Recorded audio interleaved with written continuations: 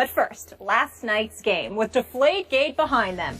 Tom Brady and the Patriots picked up where they left off in the Super Bowl. Tom Brady finished 25 of 32 for 288 yards and 4 touchdowns, with 3 of those going to Rob Gronkowski. Here's Brady after the game.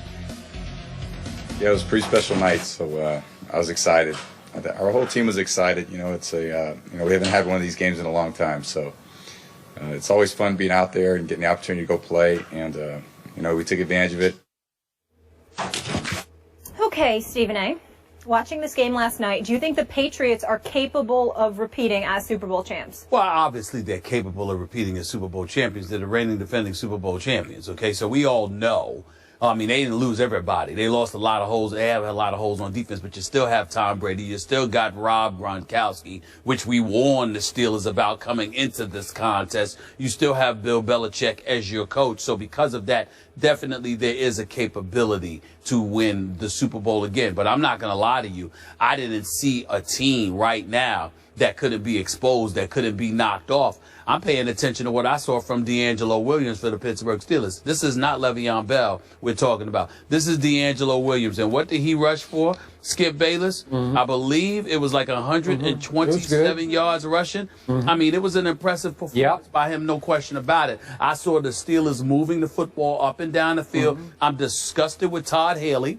Even though they were moving the football and doing things well, Todd Haley, I know he's a good offensive mind. I'm not trying to act like I'm not trying to engage in hyperbole and act like he should be fired or whatever. I'm just saying that he is a natural irritant to me because he always, as a dire Steelers fan, he is always somebody that rakes my nerves. It's opening drive. Everybody's looking at the New England Patriots. I understand they gave the Steelers, they won the toss and ultimately gave the Steelers the ball first. And the Steelers are marching down the field. And what does Todd Haley do? He ruins everything because he tries a trick play involving Antonio Brown. They lose yards. It ruins their drive. They score nothing. And once again, against the New England Patriots, the Steelers end up starting off at a deficit because you know the second Tom Brady gets the football, it's going to be some trouble for the Pittsburgh Steelers, as it has been in recent years. He has just done what he wants, when he wants, how he wants against the Pittsburgh Steelers. Todd Haley evidently is oblivious to all of this, has no clue about this. So goes out there and instead of rolling with what's working and being relatively conservative and understanding you do not play with this team, especially with this weak secondary we have on the defensive side of the ball for the Pittsburgh Steelers, which is just abysmal as far as I'm concerned. You don't make that kind of call. It ruined everything as far as I'm concerned. From that play, I said, even though I picked New England to win the game anyway, I said right there is why the Steelers going to lose tonight, because you don't make that kind of mistake. Having said all of that, Rob Gronkowski obviously looked big time. Tom Brady was sensational in the first half. I think he completed like 15 of his 17 passes. He was absolutely sensational, no question about it. And you just knew from the time Tom Brady led them out the tunnel that it was going to be a special night. The final score was considerably less than I thought it would be. I thought the Patriots would drop 41. I thought the Steelers would still be able to put up points in bunches, which I still believe, by the way, had they not messed up that first drive. But in the end, they were not going to win this game. And to answer the question again directly, I think the New England Patriots have some things to be concerned about.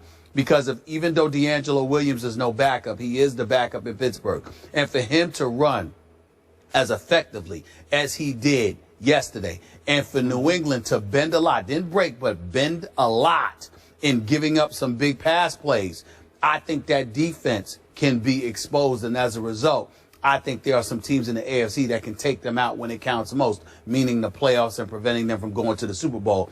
But they're still the reigning defending Super Bowl champion. So you did not see a potential Super Bowl winner on the field last night? Well, I'm just saying, I just think, listen, you have Tom Brady. Even the way they played last night, you could still end up winning that way. It's just that I think you're easily beatable compared to what you were last year. Really? Based on what I saw. Easily beatable. Okay. Compared to what I saw last year. Okay, first of all, I'm going to give you props for one very good point. The strategic turning point in that game was in that first drive when Todd Haley inexplicably went to a wide receiver pass left-handed Antonio Brown. I don't know what they were thinking, because as a Patriots supporter, I was a little nervous at that point because it looked like they were rolling, because all the obvious plays that he had called had all gone for chunks of yardage. Yeah. I give you that. Now, I could sit here and I could nitpick to pieces the New England Patriots that I've already picked to win this year's Super Bowl, to repeat as Super Bowl champion. Okay. But I'm not going to do that, because I'm going to boil this down to one key point here. I'm going to try to get this through your head one last time, right here, right now, just before Week 1 on Sunday, when we have the full Sunday slate. As long as the New England Patriots have number 12 at quarterback, Thomas Edward Patrick Brady, number 12, as long as they have that guy, they can beat anybody, any place, at any time. They are extremely capable of repeating as Super Bowl champions this year. You can pick them to pieces, you can flaw them to death, you can flay them, and you can tell me this, that, and the other. But this man gave you another masterpiece last night. This man is an NFL treasure. And I'm going to say this one more time. I want to publicly thank Judge Berman for having the guts to stand up to the National Football League and to put Roger Goodell back in his sorry place and to free Tom Brady, so we could see that last night on national television. I think even you had to appreciate what you saw last night. First of all, we all appreciate Tom Brady, the football player. There's no question about that. Secondly, I don't think it took the judge courage. He doesn't work for the NFL. He doesn't work for the Patriots. He doesn't work for... I thought he... Excuse me, he's a federal judge. The NFL had home court advantage in that case. No, they had home court advantage because the belief was that the courts are management friendly, which they are. But the judge itself, a federal judge, the league has absolutely positively no dominion over him. So it didn't take courage on the part of Richard Berman to sit there and usurp Roger Goodell's supposed authority and insert Tom Brady think it took back into huge backbone. No, it did not. Yes, it did. Listen, you know it did. did. Not if you're a federal judge. Is all I'm trying to say. When the whole world is predicting that Roger Goodell is going to steamroll Tom Brady. But the whole world isn't the judge overseeing the case, nor is he a federal judge that has no obligation to the NFL. I'm just saying, you're throwing out the word courage. Okay. That's all I'm so trying to back to football. Enough of that. Thank you. You know, you can have your bad man, Aaron Rodgers. You can have Andrew Luck, as in Luck, first ballot Hall of Famer Andrew Luck. You can have them. Right here, right now, still the best quarterback in all of football is number 12, Tom Brady, at age 38. I'm sorry. He put on another show last night. Nobody can operate an offense more smoothly. 7 out of 11 he went on third down. Nobody throws a sweeter, nicer, more accurate, more catchable football than Tom Brady throws. 12 times he threw it at Julian Edelman. 11 of them were caught. That's Julian Edelman, a former quarterback in college, drafted in the 7th round. Are you kidding me? That's your go-to receiver? He's making a star out of Julian Edelman. No disrespect to Julian. Love him. Love his trash talk because he backs up every word that he spews at those DBs. So I love what I see. But do you realize the New England Patriots got away last night with starting 3 rookies in the offensive line, including an undrafted free agent from Georgia at center? That's right. They got away with it. It has a lot to do with who your quarterback is. It has a lot to do with who the Steelers' defense is right now, too. You can make that case. You think? But how about little Dion Lewis has been out of football for 2 years, and he starts and plays the whole game for the New England Patriots last night. Little 5'9", 195-pound Dion, and I thought he was pretty good last night. Where do they find these people? How do they do this? It has a lot to do with who you have at quarterback, because you can always trust that Tom Brady's going to throw it accurately to somebody. And Gronkowski, by the way, has a monster now at tight end in Scott Chandler. A monster at about 6 feet 7 inches tall. You better look out. And all you teams that want to trash talk about, all you got to do is rough up Gronk at the line of scrimmage and you'll knock him off his... Are you serious? So I thought for a while the strategy was, we're trying to deke him here because we're not going to cover him. He thinks we're going to rough him up. We're actually not going to cover him. Are you kidding me? So he shredded them, oftentimes when nobody was covering him. So my point is, I told you yesterday, little Malcolm Butler, the Super Bowl hero, he is going to start turning into a star this year. And I thought, even though the numbers scream that Antonio Brown had a great game last night, 9 catches for 133 yards and the late touchdown, listen, Malcolm Butler played his little tail off last night. That's the hardest receiver to cover in pro football as far as just chasing him around. He had him in solo coverage, it seemed like 2/3 of the time. So Malcolm Butler, I thought, played very well last night. He showed you his ability. The problem is he just got to get his hands up and catch the football. He should have caught the last one or at least knocked it down, and a whole lot of people lost a whole lot of money because of that one throw into the back of the end zone with whatever it was, 2 seconds to go. Sorry about that, Brian. But the point is, that's just a little inside joke, but the point is, I know they have some flaws, but I saw the makings of another Super Bowl team that will start coming together, and I'm telling you, you shouldn't bet against this bunch. Well, I'm saying to you that let's not,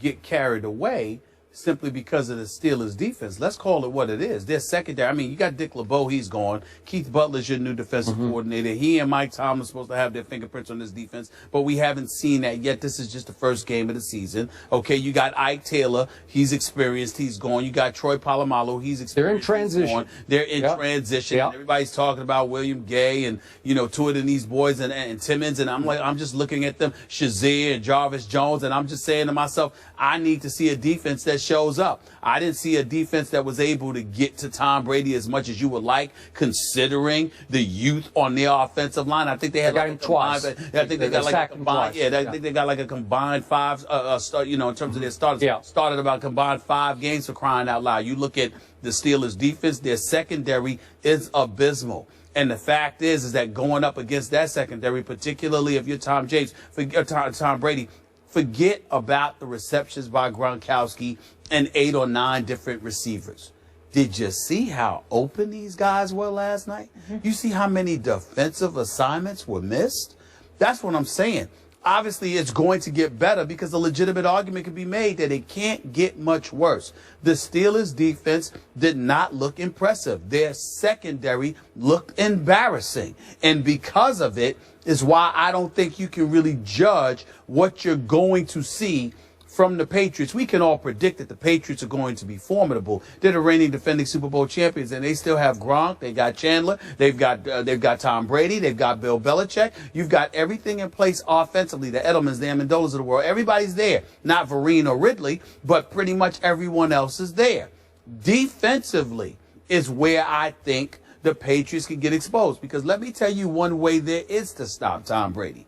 How about keeping him off the field, which the Steelers were doing relatively successfully? If you keep Tom Brady was cussing at himself last year at Lambeau Field. Why? Because that bad man that he is, Aaron Rodgers, when it counted, didn't let him get the ball back and didn't give him an opportunity to get back on the field to save the day. That's what I'm saying to you. Certainly Tom Brady can be who he is, as effective as he is, as great as he is. But that's only when he's on the field.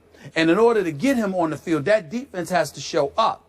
And they bended entirely too much against the Steelers last night, without Le'Veon Bell, without Pouncey to help protect Roethlisberger, without Martavius Bryant. So guess what? When you're going up against some other teams, particularly teams with a running game, you might be able to keep Tom Brady off the field. And that's a problem. Okay, last quick point. Are you ready now to buy into Tom Brady as the best quarterback in football? No. Why not? No. Even after that? Why? I think that Aaron Rodgers is about to play this Sunday. I didn't see Aaron Rodgers playing last night. You saw Aaron Rodgers playing last night? I didn't see him. I did not see Aaron Rodgers playing last night. That's a good question, because I did not see that. I watched the second half of the NFC Championship game at Seattle, and I didn't see Aaron Rodgers either. Oh, What happened? come on, guys. Where was he? And I remember, maybe he retired. And I remember I don't the year know. before you said the same thing about Tom Brady. So what? So what? Tom Brady can have a bad AFC Championship game, but Aaron Rodgers can't have a bad NFC Championship game, which, by the way, was against the Legion of Boom. Against the premier defense in the NFL. The same Legion of Boom that got shredded by Tom Brady in the Super Bowl? You mean the same Legion of Boom where Richard Sherman was hurt, Earl Thomas was hurt, Cam Chancellor was hurt? You mean that defense? You mean they weren't hurt in the NFC Championship game? By the way, excuse me. They were already hurt. They were no. They got hurt then. They were really hurt in the Super Bowl before the game began. Oh, so they got hurt in practice before the Super Bowl?